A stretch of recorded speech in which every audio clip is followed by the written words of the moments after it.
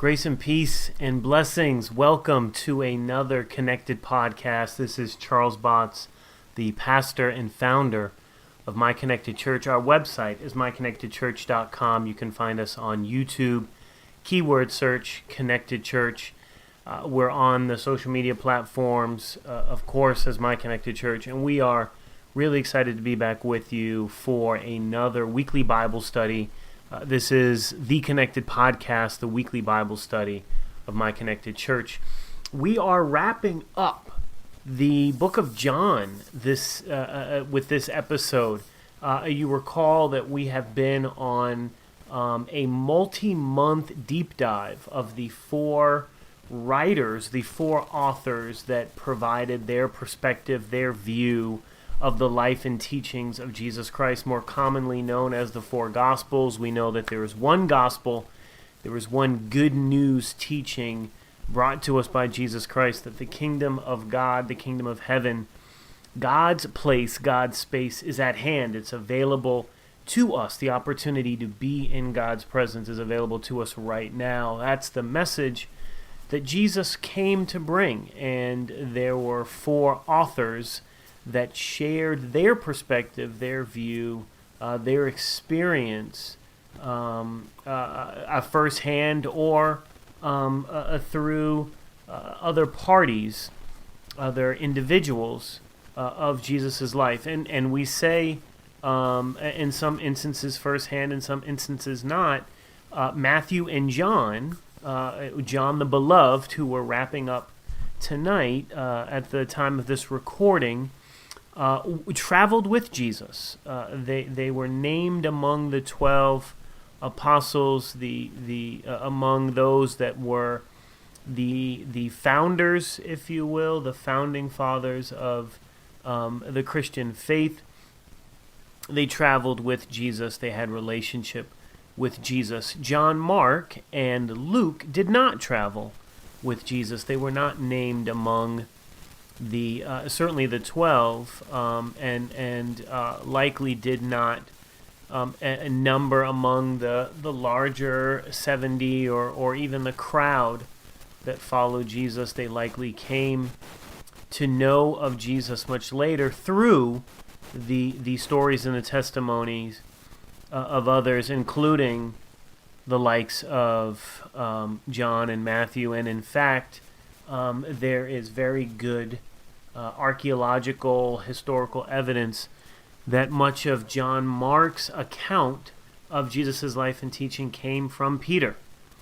And as we know, Peter was among not only the 12 that walked with Jesus, but Peter was among that inner circle made up of himself and then the two brothers of sons of Zebedee, James and John.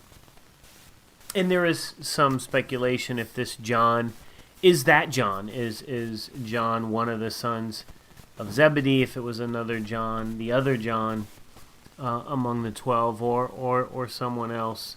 I tend to land that it was one of the sons, one of the brothers of Zebedee, one of the brothers, one of the sons of Zebedee, also known as the son of thunder. And so we're wrapping up John's account, John's view, John's perspective on Jesus' life and teaching. Sunday we looked at and we kind of closed Sunday's session. Sunday's session this past Sunday. If you have not had an opportunity to download the episode from January 30th, I certainly want to encourage you to do that. I think it's going to be a real blessing to you. And so as we wrapped up Sunday's session, we looked at and examined the interaction between Jesus and Thomas. And we really, started to, I don't want to say deconstruct, I don't think that's the right word, but we did take another look at Thomas. And I want to start there. If you have your Bibles, turn to John. We're in chapter 20 and verse 24. Verse 24. And there's something interesting that happens here. And so, as we know, Jesus is resurrected, and he appears to Mary Magdalene and gives her the greatest announcement really to ever be shared. Gives Mary Magdalene the greatest news that anyone could ever hear, and that's that Jesus is not dead, he is alive. He has risen, conquered death, conquered hell, conquered the grave, arrested from the powers of this world, the power of death, arrested the power of death, claimed the power of death from the rulers of this world for himself, and in so doing, completed the plan of salvation. Took the last, well, not quite the last step. The last step is still coming, but took the most crucial step. Was not to go to Calvary. Calvary was necessary, without a doubt. It was the resurrection that sealed our fate of hope. It was the resurrection that sealed our fate of hope. And so Jesus appears to Mary and gives Mary this great announcement, and Mary takes it to Peter and John, and they take it to the rest of the disciples. And so the disciples are together when this is shared, this announcement is made. And Thomas has a very interesting reaction, and again, we kind of beat him up. But Thomas's reaction is essentially, I'll believe it when I see it. You say that Christ appeared to y'all. I will believe it's him when I can put my hand in his hand and feel the nail print, when I can place my hand in his side and feel the spear wound. And I think it's very convenient, it's very easy for us to go to a place where Thomas lacked faith. Where is your faith, Thomas? Where is your faith? We told you that we saw. Where is your faith?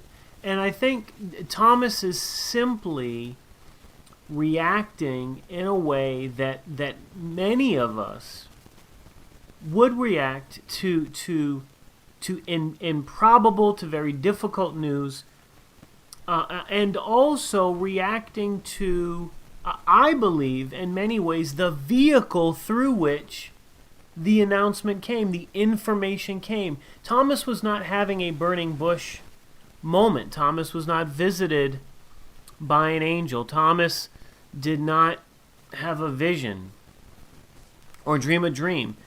Thomas is talking with his friends, with his fellow travelers, the same travelers that abandoned Jesus in the garden, the same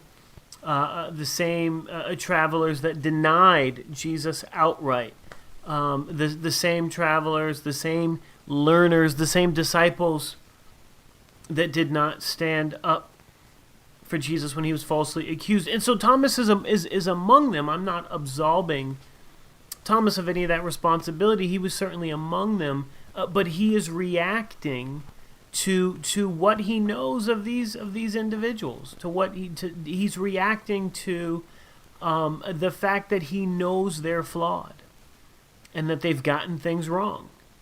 And so I think Thomas's reaction is very understandable in many instances.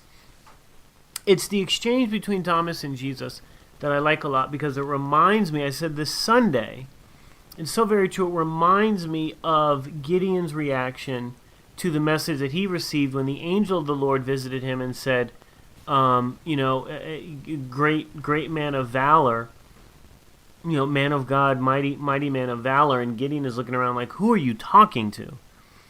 I'm the least of my family is the least of my tribe is the least of the tribes in Israel. you clearly have the wrong person. And yet Gideon goes on to lead the Israelites into a great victory. So I think you absolutely see embers of that. You see traces of that. You see traces of that in this encounter here. So again, John chapter 20, start at verse 24. We will toggle back and forth between the English Standard Version and the Amplified Version. And I'll try to let you know which one we're reading when. But if you have an app and you can do the parallel writings, parallel translations, I would encourage you to do the English Standard Version and the Amplified Version. That's the setup that I have in front of me. And again, I said, so we're going to start with the English Standard Version, verse 24, chapter 20 in the book of John. Now Thomas, one of the 12, called the twin, was not with them when Jesus came. So the other disciples told him, "We've seen the Lord." But he said to them, "Unless I see in his hands the mark of the nails, and place my finger into the mark of the nails, and place my hand into his side, I'll never believe." I'll never believe. The Amplified Version says this in verse 25. So the other disciples kept telling him, "We have seen the Lord." But he said to them, "Unless I see his hands, the marks of the nails, put my finger in the nail prints, put my hand into his side, I will never believe." 8 days later, still in the Amplified Version, verse 26, his disciples were again inside the house, and Thomas was with them this time.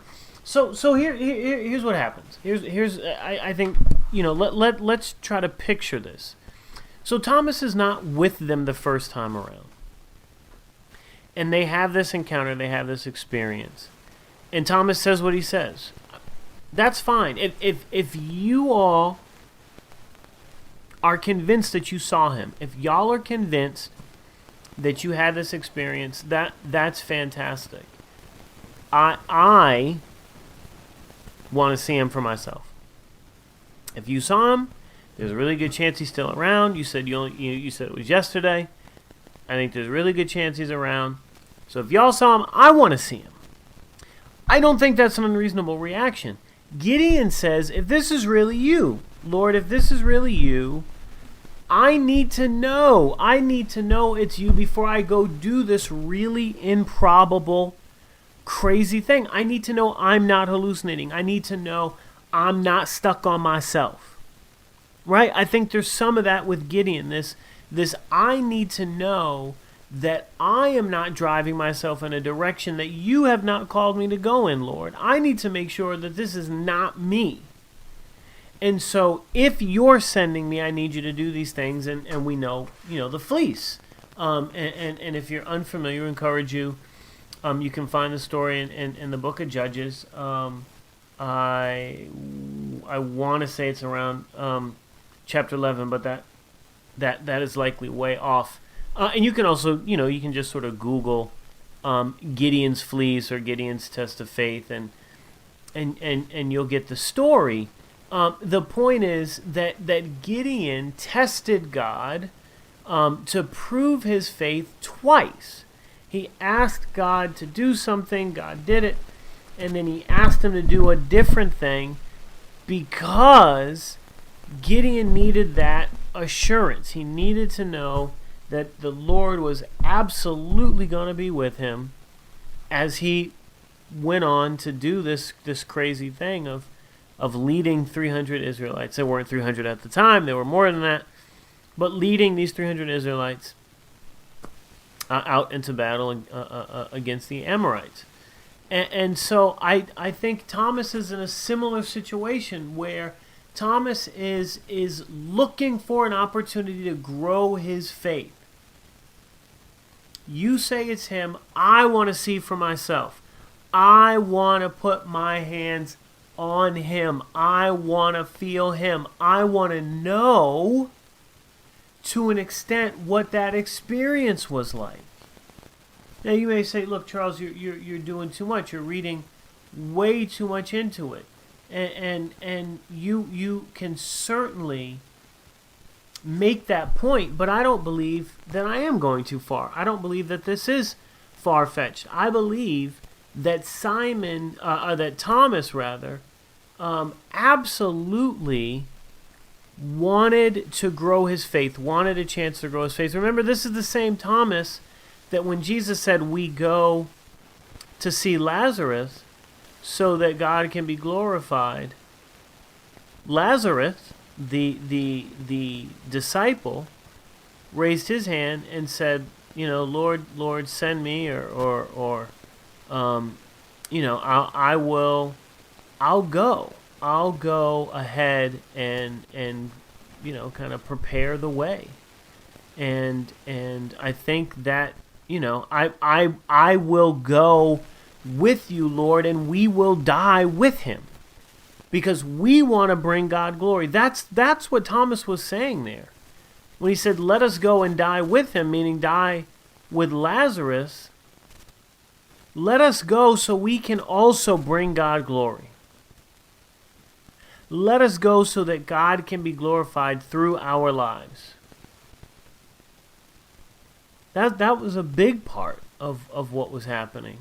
And, ultimately, we find ourselves in this place where that same Thomas, let's go die with him, is saying, in the next chapter, I need to see it for myself. I need to see it for myself. And I think really all that's happening there is that Thomas is looking for an opportunity to grow his faith. Thomas is looking for an opportunity to do something radically different. And he does it. And it works out. I think that's really the key. That's the most important thing, is that it worked out. It doesn't always work out. What do I mean by that? So let's go to chapter 21 and let's wrap up. Let's wrap up John. So chapter 21. If you go down to verse 15, the start of verse 15 is an exchange between Jesus and Peter, and I know that I've taught on this previously, but there's this exchange between Jesus and Peter, and the exchange goes something along the lines of giving Peter an opportunity to make up for the 3 denials by essentially asking Peter for 3 affirmations. Will you do these things? Will you meet these obligations? Will you fulfill these bonds? Will you do this? And will you keep my people? And the sheep, the lost sheep, so to speak. That will you care for them? Is the question that Jesus asked Peter. And he asked him 3 times. And he asked him 3 times because he needed to balance the scale of a creature in the beginning having this incredible day, but a generally off time, but still expected to deliver and to do so at a very high level, and that's exactly what Peter was going for, was this notion that he's there, that God is there, that God is with us, and he needed to affirm it 3 times. He denied Christ 3 times. He needed to affirm his love for his people. That is, Peter's love for his people. He needed to fix it, and so he denied 3 times. Last we saw, and so now he's going to get an opportunity to affirm, to acknowledge 3+ times that he made it. That those 3 times would not be the end of it. That he would actively look for opportunities to do things differently, and I think that that's incredibly important. is to help our those around us to come to the place where they realize that there's some stuff here. There's some stuff here.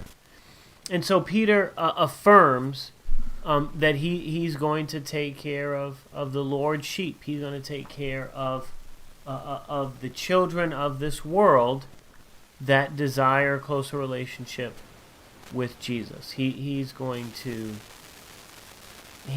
come into your heart, and he's going to save you, and he's going to come into your mind, and he's going to give you everything that you need. And so Peter gets to affirm that. And then in verse 20, chapter 21, verse 20, Peter turned and saw the disciple whom Jesus loved, and them, the one who also had left the supper, and said, Lord, who is it that is going to betray you? When Peter saw him, he said to Jesus, Lord, what about this man? Jesus said unto the man, Lord,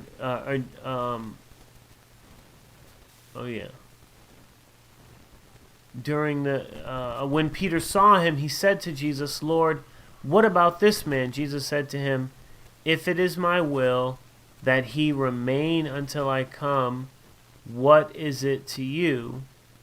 For me, aging, follow me. So the saying spread abroad among the borders that this disciple was not to die, yet because this disciple, if it is my will that he remain until the end, what is it to you? This is the disciple who is bearing witness about these RFPs.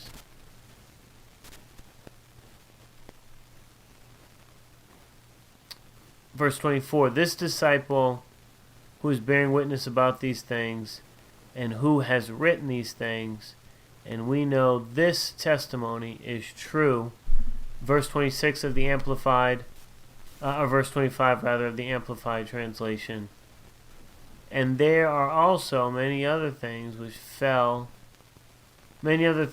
Jesus did. What if they were recorded one by one? There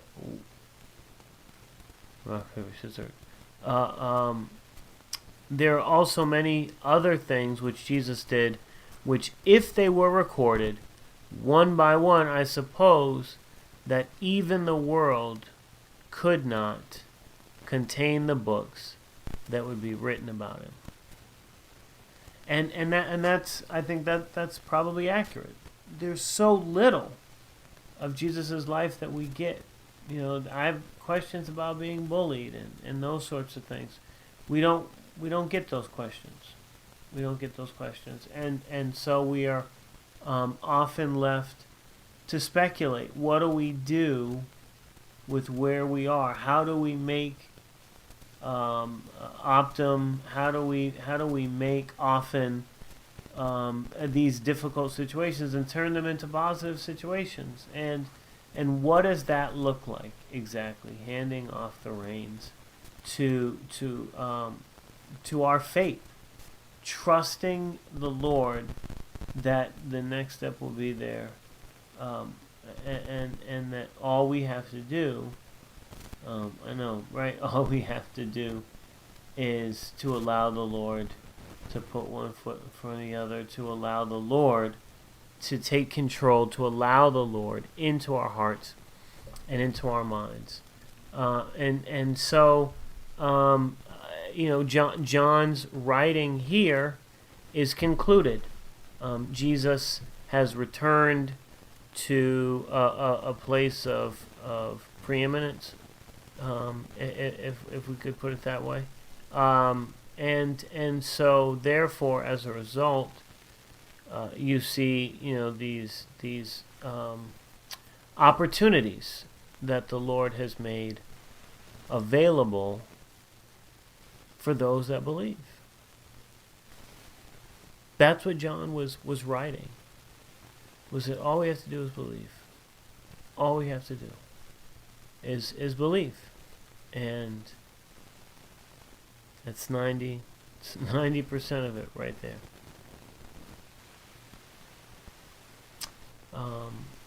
So I think that we are left with, from John, this notion that Jesus Christ is Messiah because Jesus said so. Not that, not that it certainly isn't also true, but again, that's not the type of thing that could necessarily be researched. That you spend some time alone with the Lord, allow the Lord to speak to you, to speak through you, and you do that enough times. I dare the Lord not to find a really good place for you to commit your service to the Lord, however that may be, whatever that may look like. The most important thing to keep in mind is to know that whatever we do, and in everything that we do, we have reports. We have reports, and they go to the Lord Jesus.